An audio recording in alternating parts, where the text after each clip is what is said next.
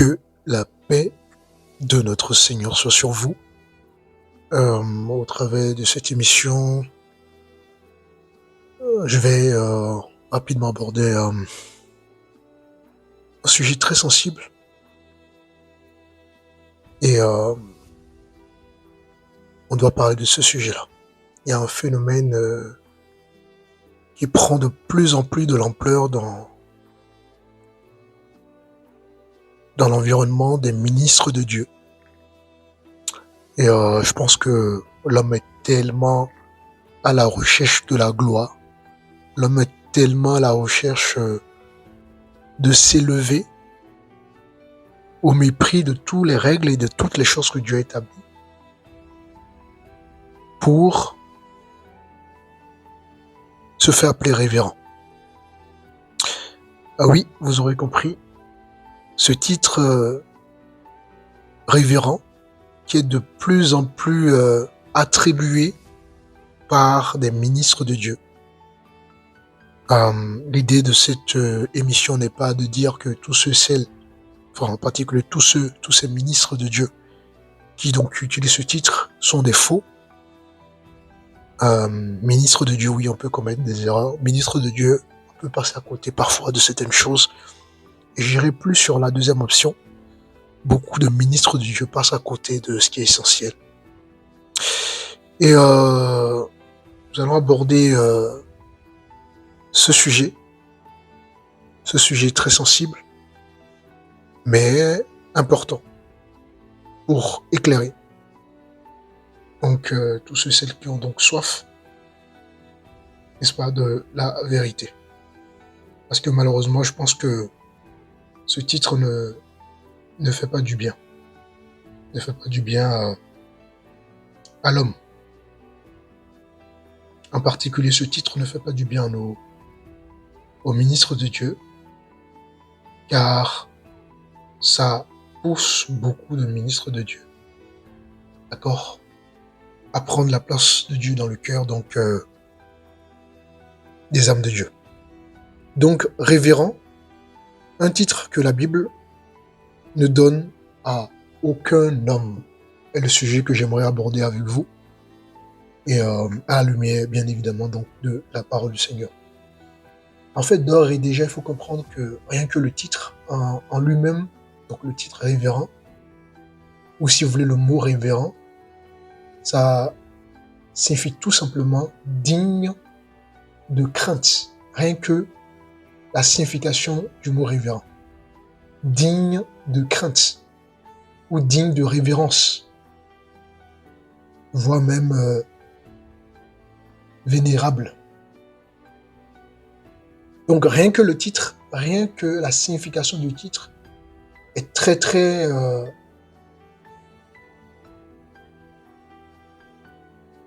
comment dirais-je, est clair en fait. Révérend, digne de crainte, digne de révérence.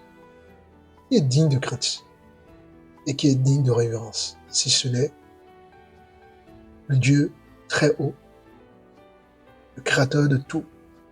C'est lui qui est digne de crainte. C'est lui qui est digne de révérence, n'est-ce pas? Donc à partir du moment où un homme s'octroie ce titre, qu'est-ce qu'il renvoie? Ben, c'est lui qui est finalement digne de crainte et digne de révérence. Donc c'est un titre qui vole la gloire de Dieu. Il faut être clair. Il n'y a pas de sentiment, il n'y a pas d'émotion. Il faut être clair. Il faut être clair à ce sujet. En fait, c'est un titre qui vole la gloire de Dieu dans le cœur, tout simplement, des âmes du Seigneur. Nos églises modernes d'aujourd'hui, c'est terrible. Ce titre, il faut comprendre que c'est un titre honorifique qui est attribué à Dieu. Et aujourd'hui, dans un monde moderne, ce titre qui devrait être attribué à Dieu et qui doit être attribué à Dieu est attribué aux ministres de Dieu. Donc les ministres sont devenus donc dignes de crainte et dignes de révérence. Est-ce que déjà vous voyez le problème? Je ne sais pas si vous voyez le problème. Oui, je répondrai à ta question tout à l'heure. D'accord? Déjà, c'est important qu'on comprenne ça. Est-ce que déjà vous voyez le problème? Il y a un problème par rapport à l'attribution de ce titre-là. C'est plus un titre honorifique et je vais le développer avec vous. D'accord? Essayons de voir le problème majeur derrière ce titre. On va prendre le livre de Psaume. Je ne vais pas tout lire. Psaume 111, je vais prendre juste la dernière phrase de Psaume 111, le verset 9. Et regardez ce qu'il a dit. Déjà, le chapitre 111 nous parle de Dieu. Si vous lisez tout le chapitre, en fait, ça expose les attributs du divin. Vraiment, on met Dieu en l'honneur, on met Dieu vraiment, on glorifie Dieu si vous voulez. D'accord? Donc, rien que ce chapitre nous parle de Dieu. Regardez dans le verset 9, la fin de la phrase. Saint et redoutable est son nom. Saint et redoutable est son nom. Si vous voulez, je peux remplacer donc ces deux mots-là, saint et redoutable, par révérence. Donc, révérence, révérend est son nom, si vous voulez. Saint et redoutable, donc ça fait directement, d'accord, référence à la révérence. Révérend est son nom. Donc, il est le seul qui est saint et redoutable. Est-ce que je ne sais pas si vous comprenez un peu la logique. Il est le saint qui, bien évidemment notre Dieu, est redoutable. Et donc, saint et redoutable, et on nous dit, est quoi? Son nom. Donc, le nom du divin, le nom de Dieu, le nom de Yahweh, d'accord? Hein, c'est quoi? Voilà. Révérend. Parce qu'il est saint et redoutable. Et c'est son nom. Donc, qu'est-ce que vous pouvez conclure? On voit clairement que donc, révérend est un mot, ou si vous voulez, un titre, qui est donc attribué uniquement à Dieu. Et malheureusement utilisé comme un titre ecclésiastique pour un homme. Non, ce n'est pas un titre ecclésiastique. C'est un titre pour Dieu. C'est un titre attribué à Dieu. En fait, dans l'hébreu biblique, le mot traduit par révérend, c'est réservé uniquement à Dieu seul. Donc, la révérence est un attribut divin. Très important, vous comprenez ça. Je reprends donc Psaume, saint et redoutable. Ici, la révérence est un attribut divin. C'est le nom de Dieu. Saint et redoutable est son nom. Son nom au sens donc de l'attribut. Hein? Par exemple, l'amour, c'est un attribut de Dieu. Vous voyez, la justice, c'est un attribut de Dieu. Donc, Dieu a des attributs. Et il y a des attributs communicables, incommunicables. Il y a des attributs que Dieu ne communique pas.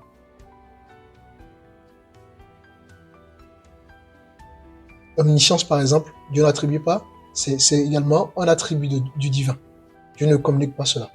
L'amour, oui, Dieu communique l'amour. Mais l'homme ne pourra jamais avoir le degré d'amour de Dieu. Donc c'est un attribut communicable. Est-ce que vous voyez? Donc Dieu, il y a des attributs que Dieu ne communique pas. Et notamment, le mot révérend est un attribut divin, incommunicable. Pourquoi? Parce qu'il est le seul saint. Tous sont péchés, sont privés de la gloire de Dieu. Même chrétiens que nous ne sommes pas, même si nous sommes déclarés saints, justes devant le Père, nous ne sommes pas dans le degré de sainteté du divin. Donc c'est très important. Une fois que cette partie-là, vous l'avez très très bien compris, on peut conclure que attribuer donc à un homme un titre qui qualifie Dieu, ça pose donc un sérieux problème théologique. Pourquoi? Pour la simple raison que nous allons prendre l'enseignement de Jésus pour mieux comprendre. Nous sommes cette fois-ci dans Matthieu chapitre 23. J'en viens, d'accord? J'en viens. J'ai déjà compris ta question, mais tu auras même la réponse dans ce verset-là. Matthieu chapitre 23, le verset 8 et au verset... on va voir. On va s'arrêter peut-être au verset 9 ou 10. Mais vous, ne vous faites pas appeler Rabbi, car un seul est votre maître, et vous êtes tous frères. Et n'appelez personne sur la terre votre Père, car un seul est votre Père, celui qui est dans les cieux. Ne vous faites pas appeler directeur, car un seul est votre directeur, le Christ. Alors ici, Jésus n'était pas en train de dire, parce que malheureusement beaucoup prennent ce verset pour ça c'est encore un autre débat. Vous savez, c'est très important l'enseignement, d'accord, bien aimé. Vous devez apprendre à vous instruire. La Bible a des règles. On ne prend pas un verset biblique pour balancer des enseignements. D'accord. La Bible, c'est comme un puzzle. Pour constituer un message, il faut prendre l'ensemble de ce que de tous les versets qui parlent d'un sujet. Il faut parcourir tout l'ensemble de la Bible. Sinon, vous allez passer à côté d'un message, d'une pensée, d'accord, que la Bible donc veut exprimer. Donc, il vient évidemment. Dieu n'est pas en train d'interdire de ne pas appeler les gens maîtres, ni père, ni de directeur. C'est pas là le problème. Ici, Jésus ne nie pas les fonctions. D'accord? Il n'y a pas de problème à ce niveau-là. Parce que beaucoup se cachent derrière ça pour dire non, il ne faut pas appeler les gens ceci, moi. Ça, c'est encore un autre faux débat. Parce que les gens ne sont pas équilibrés. Jésus n'a pas un problème avec les fonctions. Un directeur, c'est une fonction. Un père, c'est une fonction. Et donc, Dieu n'est pas contre Jésus, en particulier, puisque c'est la parole de Jésus ici. Jésus ne nie pas ici les fonctions. Déjà, il faut savoir que, je vais surtout m'attarder sur le verset 9 qui dit « Et n'appelez personne sur la terre votre Père ». Aujourd'hui, à cause des dérives de certains pères spirituels, beaucoup se cachent derrière ça pour dire non, il ne faut pas appeler les gens pères spirituels, pères, machin. Non, ce n'est pas parce qu'il y a des dérives, il y a des gens qui, malheureusement, au lieu d'incarner une fonction, n'incarnent pas la fonction de façon correcte, que tout de suite, il faut nier la vérité derrière la chose. Il est vrai, d'accord, que Dieu a établi des pères spirituels. Donc moi, je préfère plus, après ça, c'est mon choix personnel, père dans la foi, mais père spirituel, pas de problème. D'accord. Dieu n'est pas contre ça. Dieu a établi des pères. On va le voir. Il faut savoir que il y a trois formes, quand on veut parler de la paternité, il y a trois formes de paternité dans la révélation biblique. Il y a trois formes de paternité. Évidemment, la première forme de paternité, c'est la paternité divine. Donc, cette paternité divine, elle est parfaite. D'accord? C'est une paternité qui est éternelle et infaillible. Et cette paternité, c'est bien évidemment la source, celle qui donne donc la vie à tous. Donc, c'est une paternité, par exemple, qui révèle la vérité, qui manifeste donc l'amour inconditionnel, donc l'amour parfait. D'accord? Donc, c'est la source et le modèle donc de tous les autres. Donc, Dieu est appelé Père et incarne parfaitement cette forme de paternité, puisqu'il est la source. C'est lui, donc, qui donne tout ce qui en suit. D'accord? Il est celui qui donne aux hommes d'être comme lui. Dieu crée l'homme et la femme à son image. Jamais l'homme ne peut atteindre le niveau de Dieu. Mais Dieu a voulu que l'homme soit à son image. Une image, c'est quoi? C'est représentatif, n'est-ce pas? Ça doit représenter. Donc, le summum, le haut niveau, le niveau suprême de tout, comme autorité, l'autorité suprême, c'est Dieu. Après l'autorité suprême, on va voir l'autorité ecclésiastique, on va voir l'autorité humaine, etc., etc. Voyez-vous? C'est la même chose. Donc, l'autorité suprême, c'est Dieu. Et il établit des hommes comme des autorités. Il établit à différents niveaux. Au niveau familial, au niveau dans la société, il y a des autorités du monde, des autorités dans l'église, etc., etc. Autorité parentale, autorité dans l'entreprise, etc. Mais l'autorité suprême, c'est Dieu. Mais c'est la même chose avec la paternité. La paternité, le père, comment dire, le Père par excellence, c'est Dieu. Donc la paternité divine, elle est parfaite et infaillible. Maintenant, une fois qu'on comprend ça, la deuxième forme de paternité, on a la paternité humaine. D'accord? Donc si moi je suis père aujourd'hui, donc mes enfants peuvent m'appeler père parce que j'ai engendré, d'accord, des enfants qui donc doivent m'appeler père. Mais je suis père dans la chair. C'est une paternité humaine. Donc ma paternité est limitée. Mais c'est une paternité éducative et parfois, malheureusement, blessée.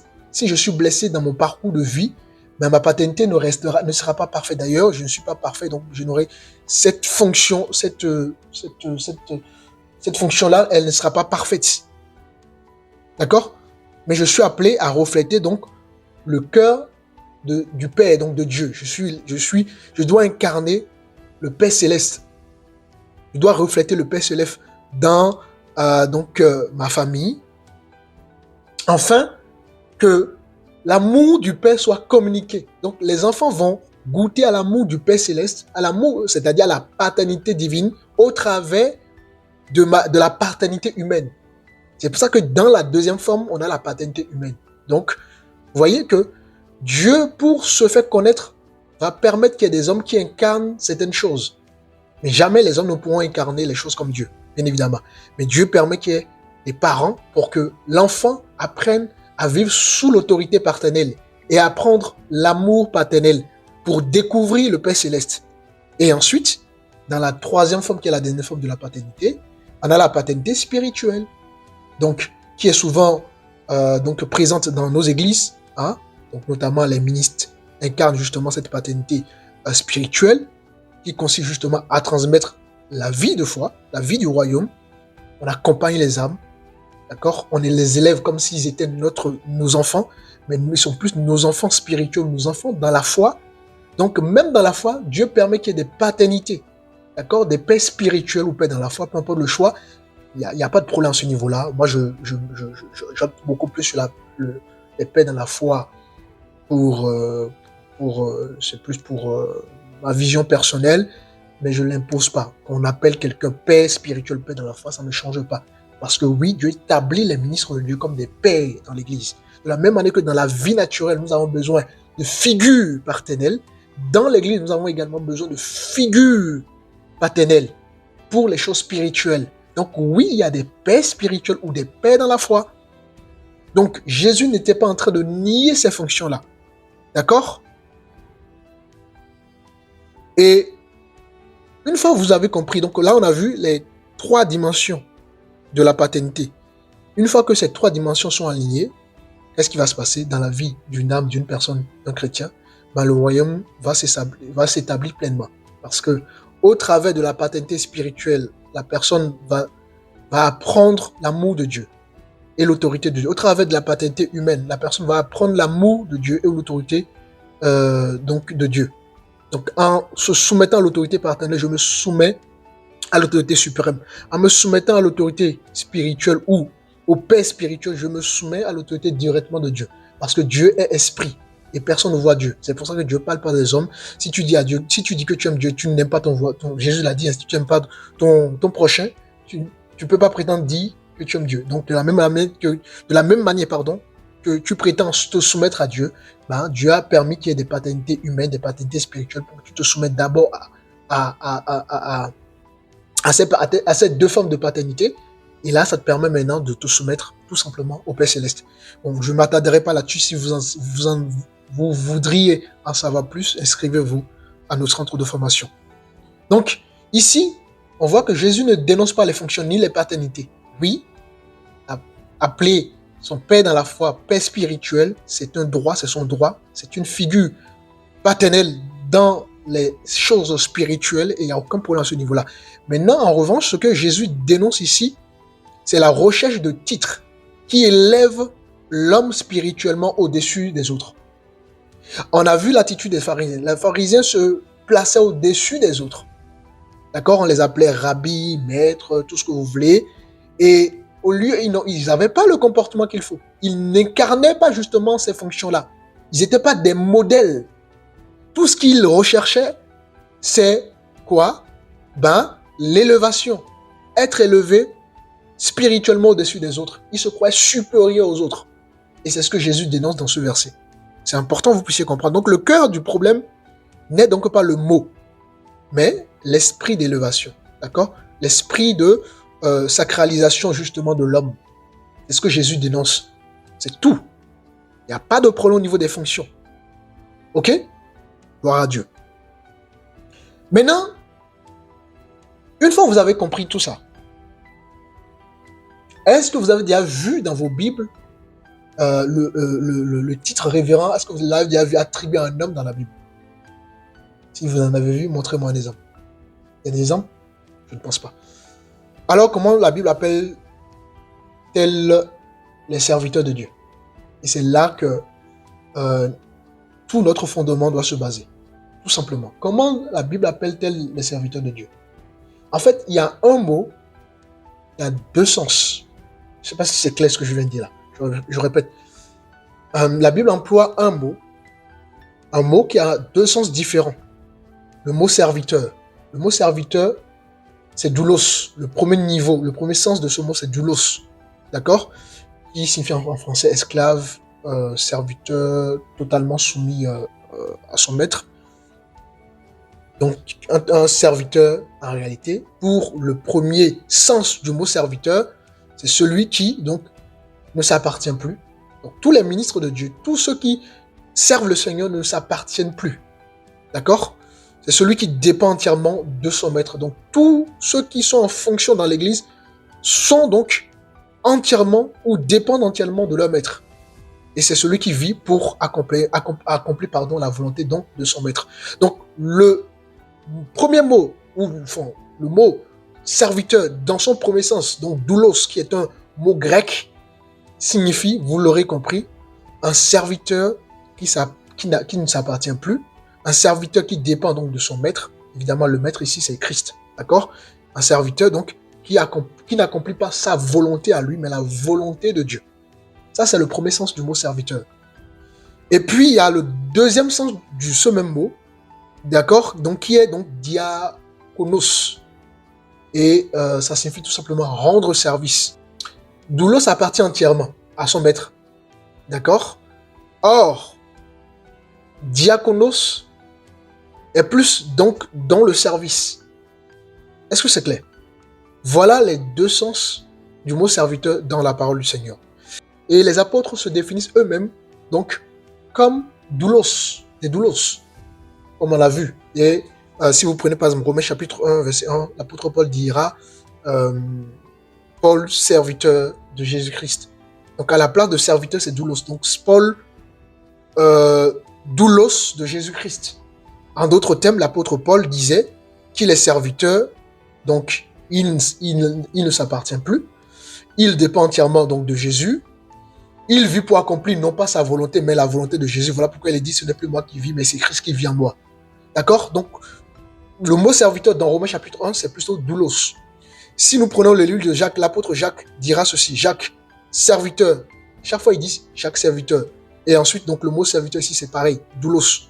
D'accord? Donc, l'apôtre Jacques était en train de dire, je suis apôtre pour servir la volonté de mon maître. C'est la volonté de mon maître qui donc doit se manifester dans ma vie. J'appartiens à mon maître, totalement à mon maître. Donc, vous voyez que tous les apôtres étaient dans l'optique d'appartenir à leur maître, de ne pas se glorifier. Parce que doulos, c'est esclave. Ils sont tous, être serviteurs de Dieu, c'est être esclave justement de Jésus. On ne s'appartient plus. C'est la volonté du maître qui est donc, qui se manifeste dans nos vies. Philippiens 1, verset 1. Regardez ce que l'apôtre Paul dira.